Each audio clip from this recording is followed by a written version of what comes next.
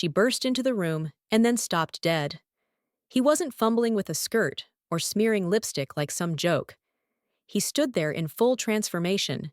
His sister's glittering ball gown hugged his frame, jewels caught the light, and his face was molded into a stranger's beauty.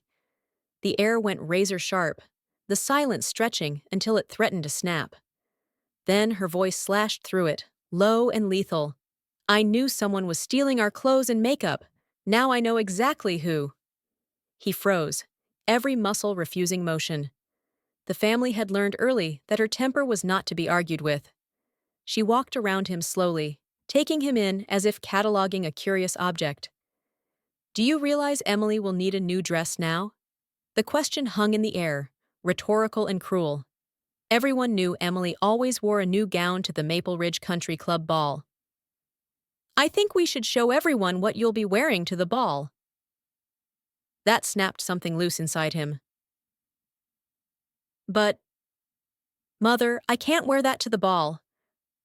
His voice was thin. Her reply came like a decree. "Not only will you wear this dress to the ball, you'll stay dressed like this every day until then.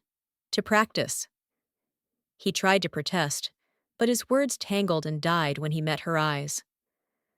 Ava, formerly Ryan, was 19, a year older than his sister, slim and wiry like most of the men on his side of the family. From his grandfather, he'd inherited a nearly hairless body and a faint pale beard. From his mother, the pale blonde hair and blue eyes that now watched him with a hard, assessing look. She took his hand and led him down the wide spiral staircase into the sitting room where Emily and her friend Kate sat. They leapt up the moment they saw him, and laughter burst out, sharp and sudden.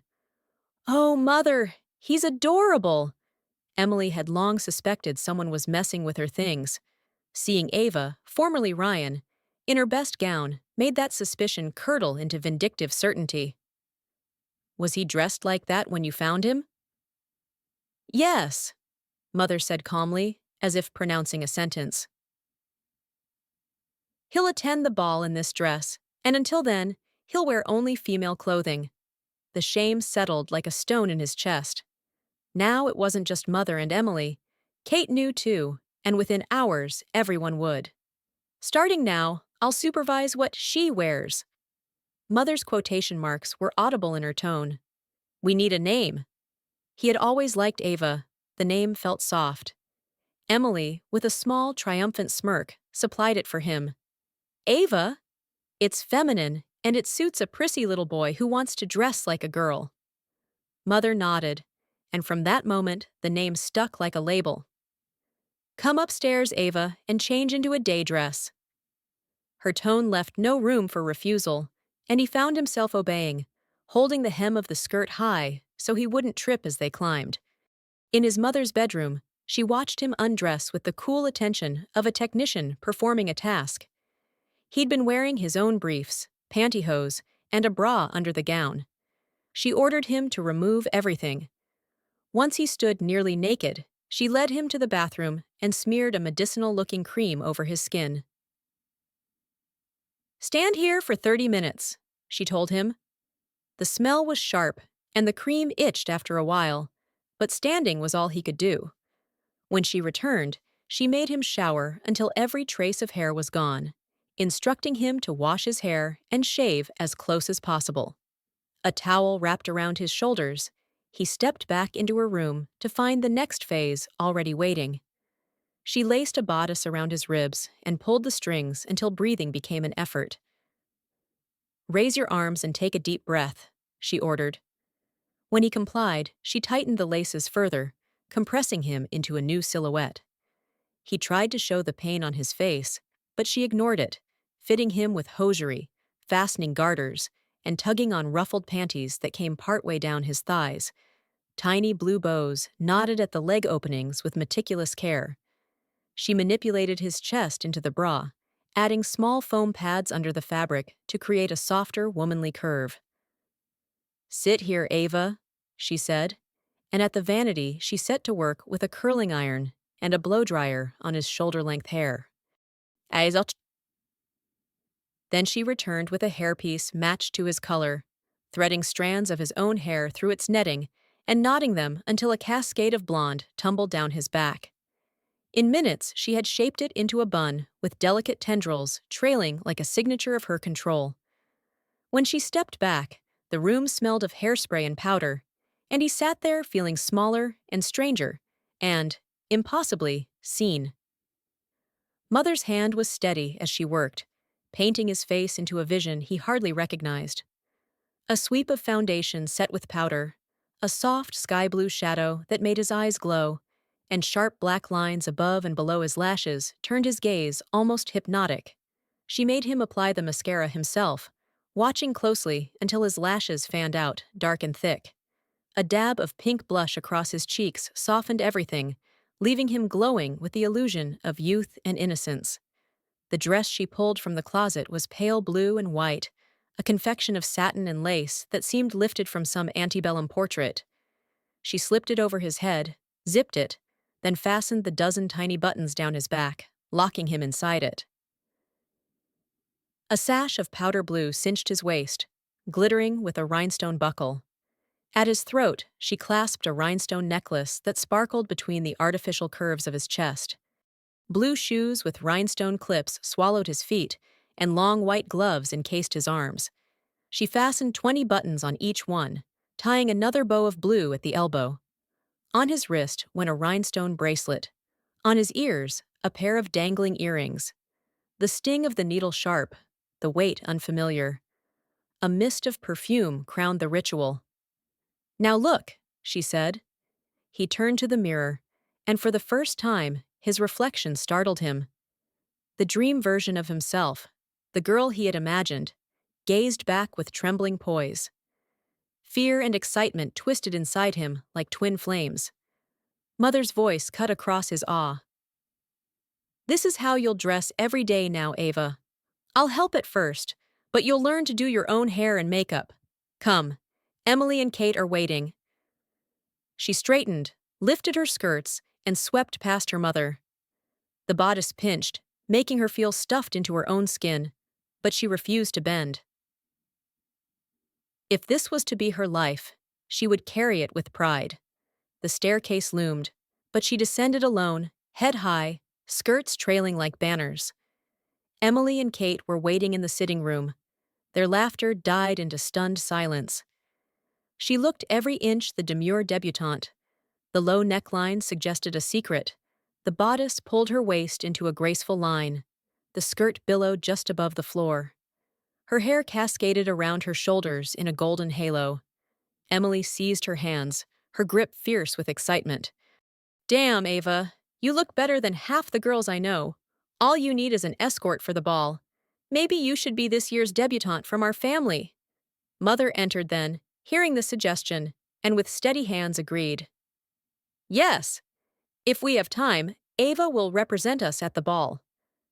Her knees buckled, and she nearly crumpled before Emily caught her. "She's fainting, Mom."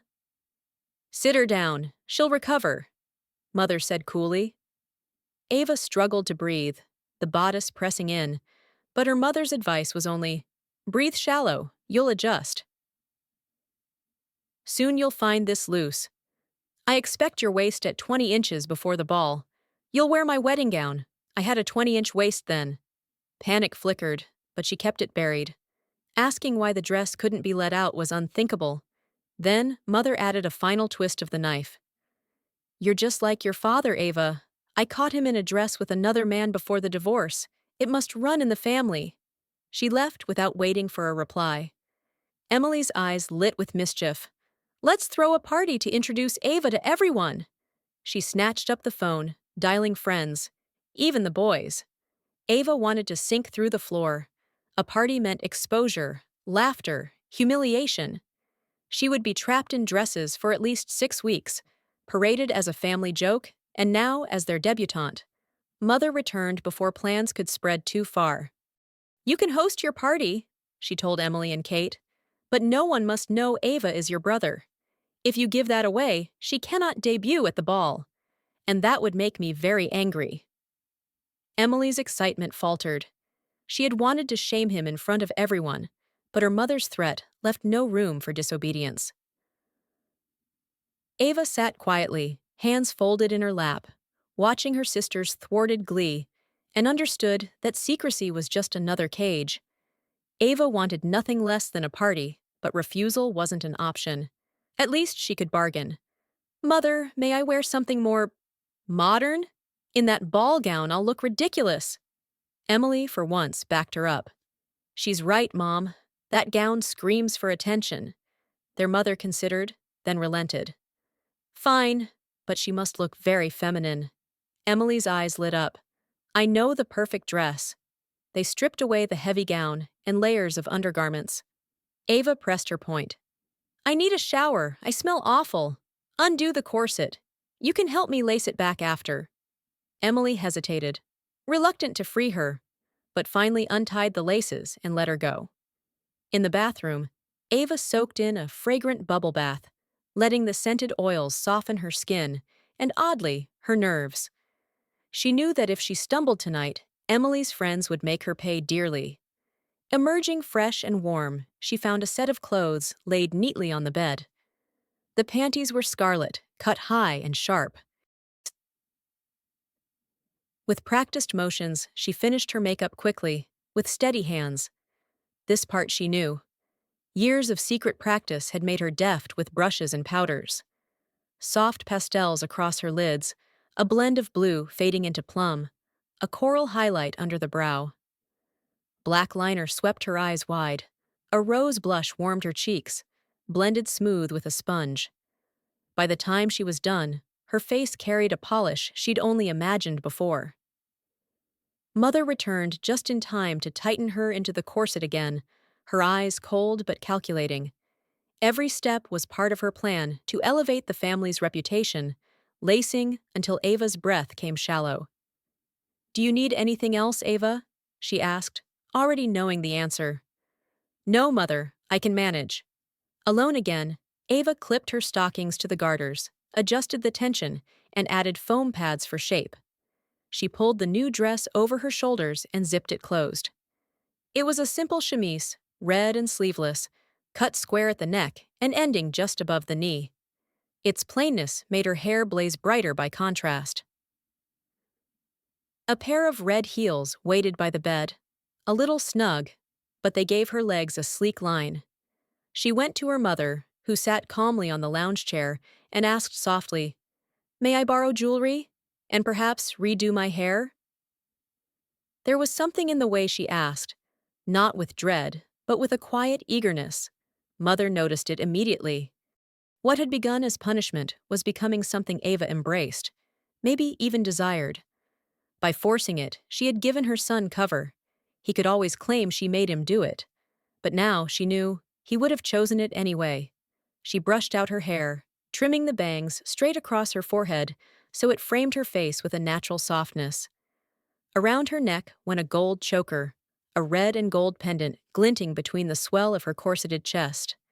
She replaced the dangling earrings with plain gold hoops, slipped a bracelet on her right wrist, a watch on the left. Perfume misted into the air, and this time Ava took the bottle herself, smiling as she sprayed. When Emily and Kate entered, they stopped short. The sight before them wasn't a joke, not even close. "Damn," Kate muttered. "She looks good?" Emily forced a smile, but the sting of envy already flickered beneath her attempt at mockery. But the party was already set in motion, and she wasn't going to call it off. Mother's warning came sharp and clear. "You girls will not give her away, do you understand? I alone will decide how Ava presents. You may suggest, but nothing more." They both nodded, uneasily aware that disobedience could trap them in a similar fate. Confidence grew in Ava as the guests began to arrive.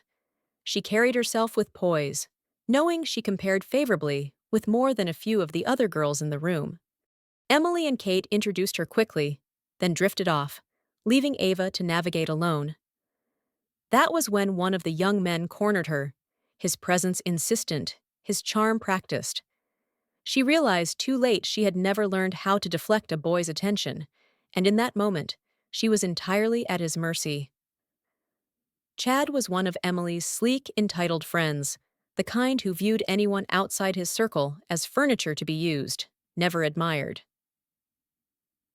In truth, he preferred men, but he kept that secret sealed tight, polishing a facade of straight boy bravado. Cornering Ava at the party wasn't desire, it was performance. Still, even he had to admit that while her face felt familiar, she was stunning, the kind of girl a man would be proud to parade on his arm.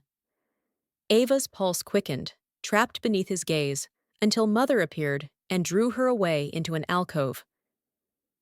"You'll need an escort for the ball," she said firmly. "I expect you to charm one of these young men into taking the role. Unless you've someone else in mind, go back out there and do what's required." Ava stiffened.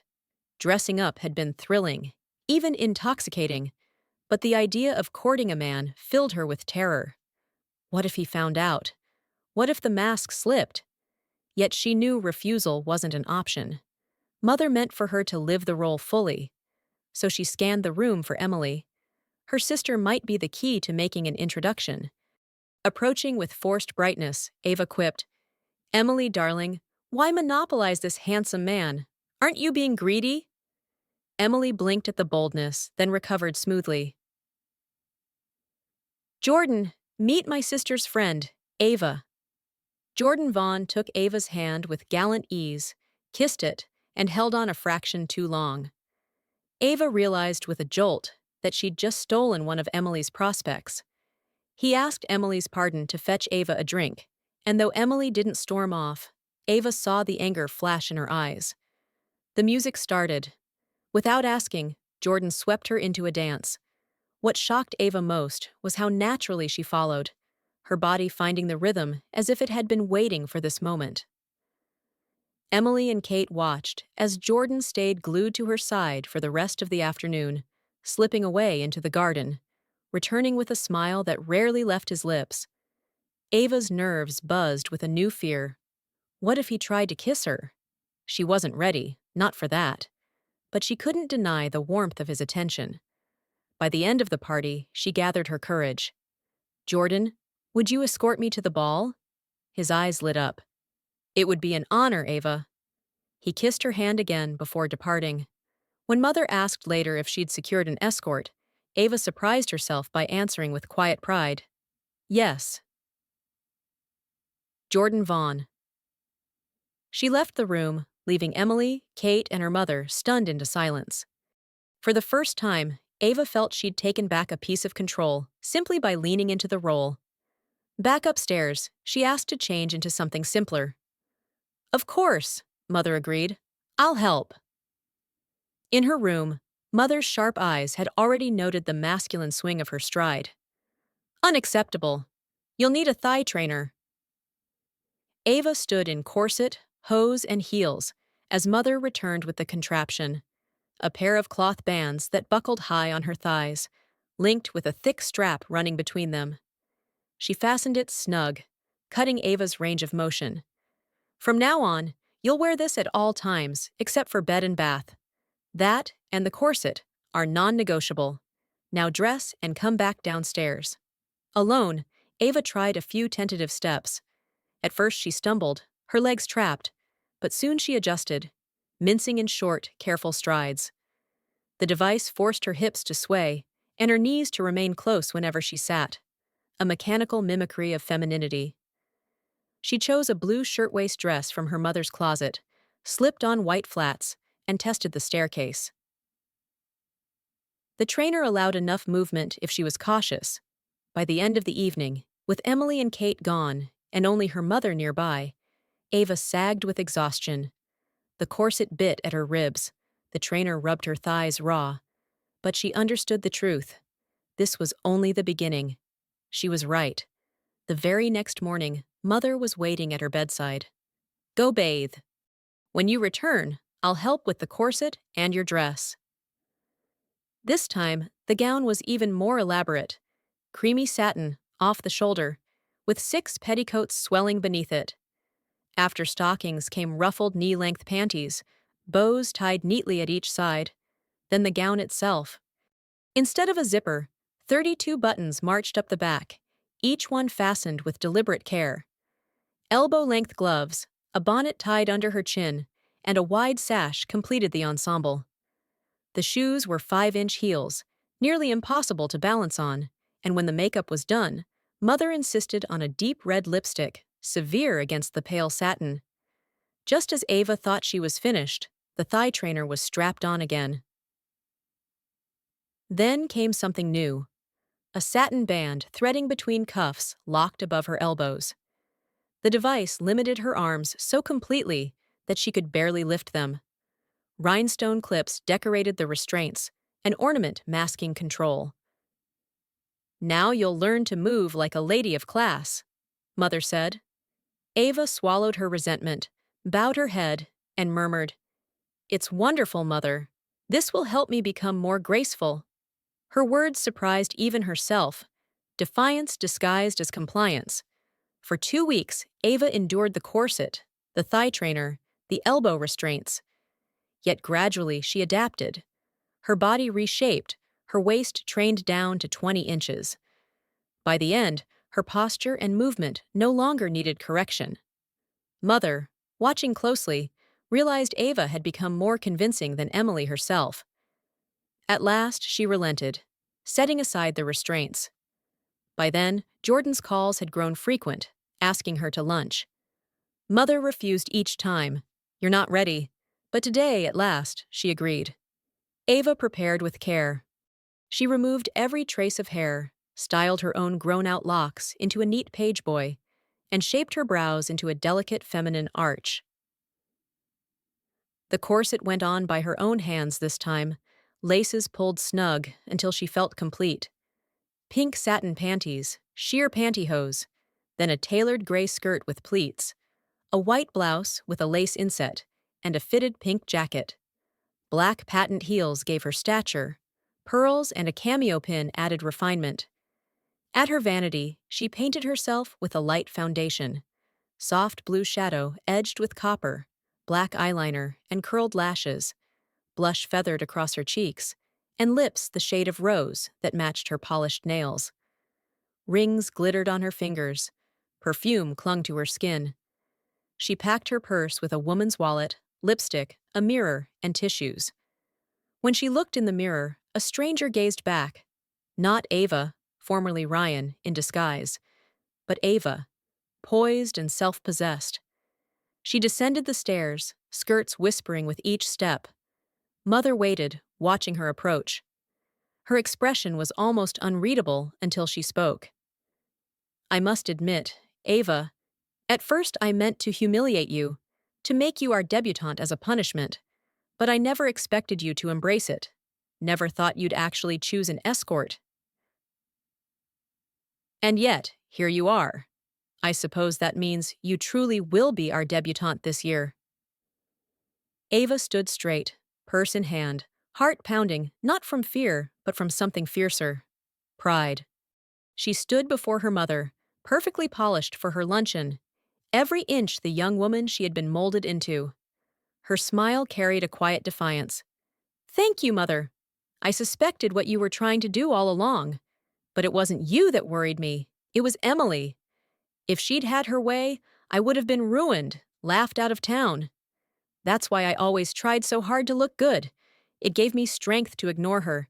And it showed her that I did enjoy dressing this way, no matter what she said." Her mother's gaze softened, just slightly. "Go enjoy your lunch, Ava. If Emily tries anything, I'll deal with her." At that moment, Jordan's car rolled up the drive. Mother kissed Ava lightly on the cheek, and she stepped outside for her very first date. The chauffeur opened the door, and Jordan, dark-haired and broad-shouldered, waited for her inside. His eyes were a sharp brown, his smile confident enough to make her stomach knot.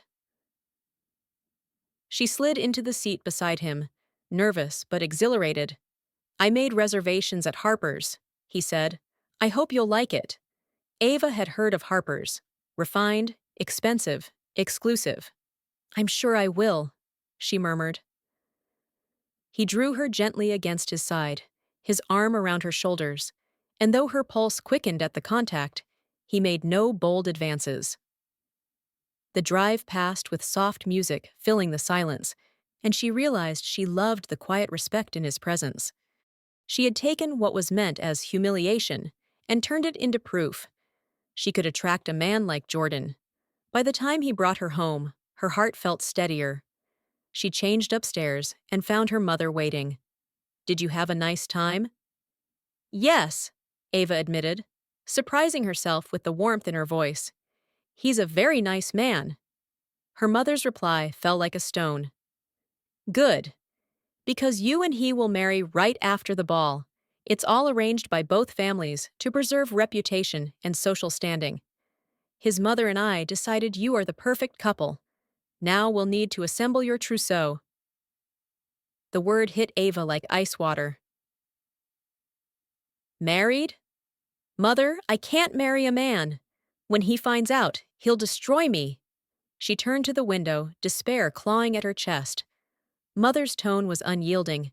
"Yes, you will marry him. You'll be a lovely bride. This is decided. You may walk willingly down the aisle, or you may be trussed and carried like a hog. But either way, 1 week after the ball, you'll be married." Ava's protest faltered on her lips. She knew a resistance meant nothing in this house. She tried anyway, her voice trembling. "Think of me, Mother. He's strong. When he discovers what I am—" "No," her mother interrupted sharply.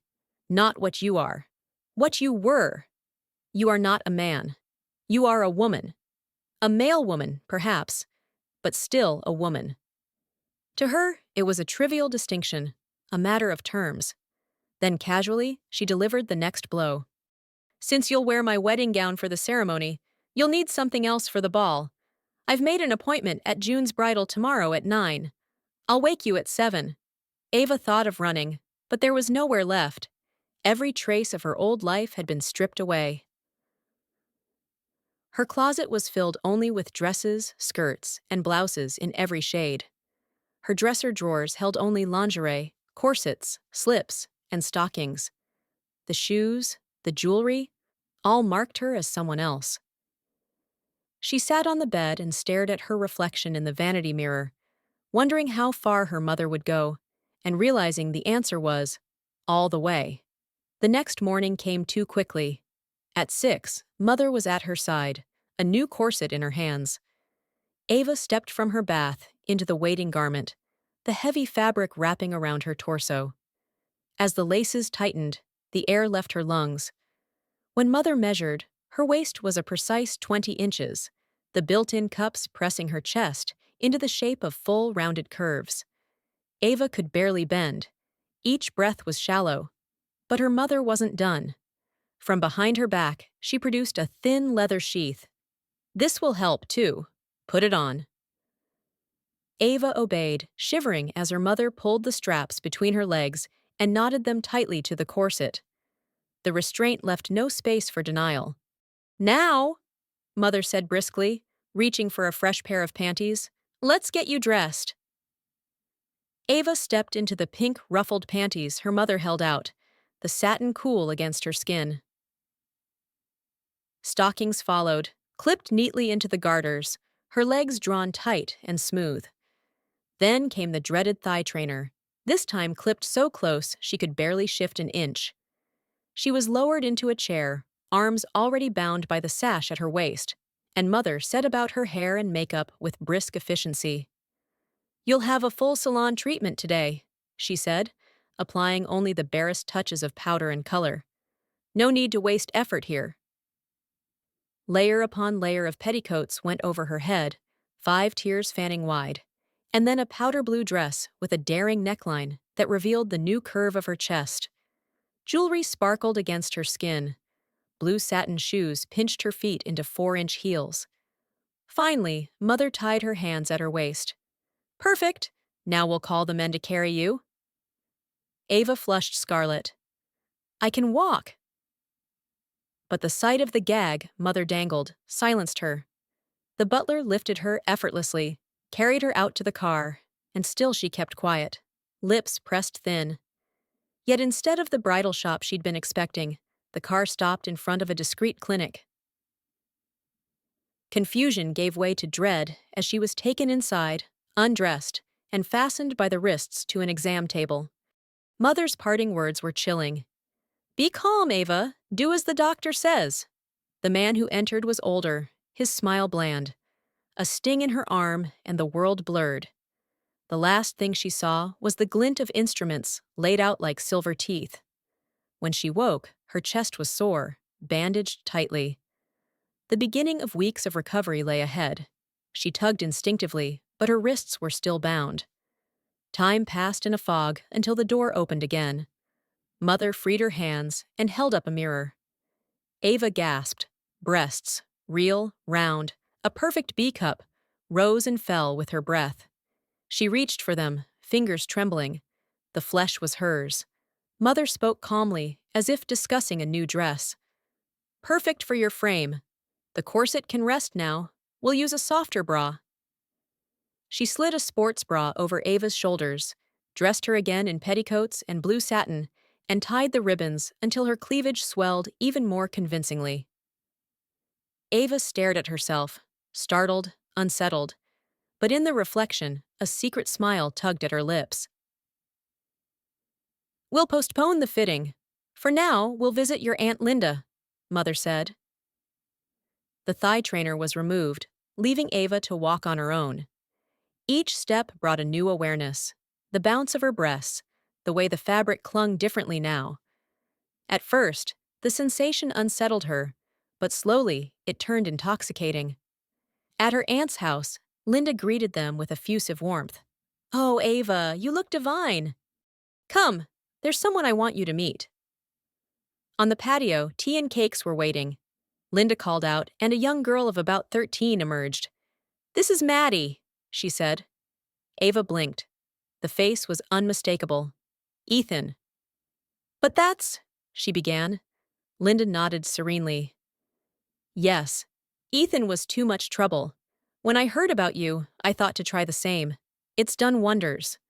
Maddie's dress was pink and white, lace at the collar and hem, socks and Mary Janes completing the look. Pigtails bounced with their pink ribbons, and even beneath the thin fabric, Ava could see the outline of a training bra. "Maddie will be your flower girl," Linda continued brightly. "If she hasn't grown enough by then, she may need help, like you."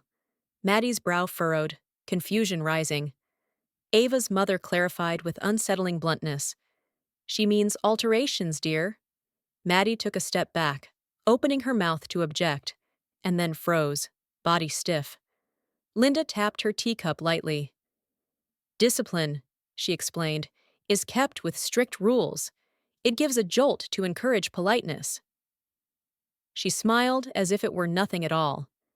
Ava's stomach turned cold. Her eyes darted to her mother in alarm, but Mother only patted her arm.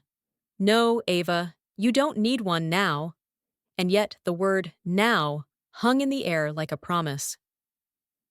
Ava sat quietly as the two women compared notes, their voices drifting over her like a sentence already passed. "Narrow waist, perfect cleavage. Who would ever guess?" they murmured approvingly. Plans fell into place, fittings for the ball and the wedding, all set for the following week. Ava, listening, felt less like a daughter and more like a project, each detail checked off in someone else's ledger. Instead of being driven home, however, the car stopped at yet another clinic. Ava was guided to a chair that looked disturbingly like a dentist's. Her head clamped into place, heavy goggles slipped over her eyes. She smelled singed hair and heard nothing but her own shallow breath. When it was over, her skin was tender, her face aching. The technician smiled. Beard growth would only fade gradually after a full course of laser treatments across many months. Eyebrows had been shaped carefully for now. Mother met her in the waiting room. "You look exhausted, dear. Let's go home." That evening, Ava undressed slowly and stood before the mirror. The stitches across her chest were neat, the alterations already softening into her frame. She cupped them in her hands, firm, yielding, undeniably real. For a moment, dismay flickered. Then she traced their curves and smiled despite herself. After several weeks of recovery, she had grown accustomed to them, her complexion glowing now that she no longer needed to shave. Even months later, during Emily's sharp-eyed inspection, demanded and granted, could not dent her secret satisfaction. Emily had scowled, blurting, "They're bigger than mine, and I'm the real girl." Mother's calm reply had silenced her. "She needed the help, dear. Now she's ready." Several months later, Mother told her to dress for the fitting. Corset, of course. Suit or dress, your choice. For once, Ava was allowed to choose. She selected the pink suit and presented herself, polished and poised. Emily joined them for the drive to the dress shop. Inside, Ava stripped to her panties and stepped onto the fitting dais. The fitter circled, tape measure flicking expertly over bust, waist, hips, shoulders. Emily giggled at the sight until Mother's sharp order silenced her. "Strip as well." Blushing, Emily complied. And for the first time, Ava saw clearly. Her own figure, sculpted by corset and surgery, outshone her sister's. Emily's expression turned sour as she was measured in turn. Ava's gown was first. The fitter wrapped her in a new corset, this one designed to lift and frame her breasts, then began tightening the laces. The gown itself was extravagant, lace and satin layered with pearls and sequins, the bodice sheer in places, clinging tight through the waist before flaring into a train 10 feet long. The neckline dipped low, veiled by lace, hinting more than concealing. "The waist is loose," the fitter said. "I'll take it in, and she'll need 5-inch heels for the length." Mother didn't hesitate. "She'll wear the heels." Ava gazed at her reflection. The girl in the mirror was radiant, swathed in white, the dress glittering around her. For a fleeting moment, even the terror of Jordan's discovery seemed distant. The chance to wear something so breathtaking almost eclipsed the fear. While Emily was fitted into a maid of honor gown, Ava and Mother chose the dress for the ball. Also white, but cut lower. The lace styled differently, daring rather than bridal. As they deliberated, Linda entered with Maddie at her side. Ava barely recognized the child. Maddie's hair was bleached to a pale blonde, tied back in a jaunty ponytail. Her nails gleamed pink. A red pleated miniskirt swayed over her hips, paired with a white blouse and flats, and on her chest, unmistakably, the swell of new breasts. "A modest A-cup," Linda said proudly. "We made sure she was ready." "Isn't she pretty?" Maddie's face showed no joy, no sparkle, only resignation. She stood silently while Linda fussed, until at last she, too, was ordered onto the fitting stand in nothing but her panties. Under the bright lights, her body looked slim, newly shaped, her small breasts pert against the air. Everyone clucked approvingly, noting how natural she appeared. Ava, watching, felt a pang twist inside her. This wasn't pride, it was surrender. For 2 weeks leading up to the ball, Ava endured nightly rituals, her mother rubbing lotion into her skin and swaddling her in flannel until she was flushed and tender. She submitted day after day because there was no other path. Jordan continued to court her, taking her to lunch, speaking to her with courtesy, never pressing but never doubting. The inevitability of their union hung over every meeting. On the morning of the ball, Emily, Ava, their mother, Linda, and Maddie went to a spa, indulging in the full ritual of transformation. Massage, steam, manicures, hair coloring and styling, and makeup. Ava's hair was dyed a brighter blonde and arranged in a sweeping Gibson updo, her nails polished to a soft burgundy rose. When she saw her reflection, she felt radiant, more feminine than she had ever dared to dream. Maddie, too, glowed after her treatment, her shy smiles betraying reluctant pride. At home, Ava was dressed in her gown, the skirt so wide that 2 cars were needed to ferry them all. Jordan's face lit with pride when he saw her, his hand claiming hers as though she were already his. Diamonds glittered on her tiara, at her throat, on her wrist and ears, catching every light. Fear, the boy's fear of exposure, had dissolved into the woman's pride. That night, she was crowned Princess of the Ball, photographers clamoring, her mother curtly giving only her name. Ava basked in the glow, transformed, untouchable. After the ball, Jordan whisked her away to a quiet overlook, kissed her deeply, and held her against him. She felt his hand on her breast and trembled with a mix of terror and longing. She told him nothing, only let herself feel. By dawn, she slipped back home, already caught in the tide of what was to come. The wedding followed swiftly, a mirror of the ball's preparation, but more intense, more consuming. Corset, satin, lace, veil, every detail binding her tighter into the role.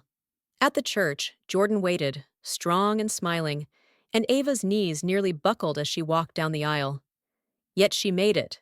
Vows were spoken, and the ceremony was sealed. Maddie scattered petals as flower girl, radiant in her dress, even blushing with a boy her own age at the reception. The honeymoon was a mountain retreat.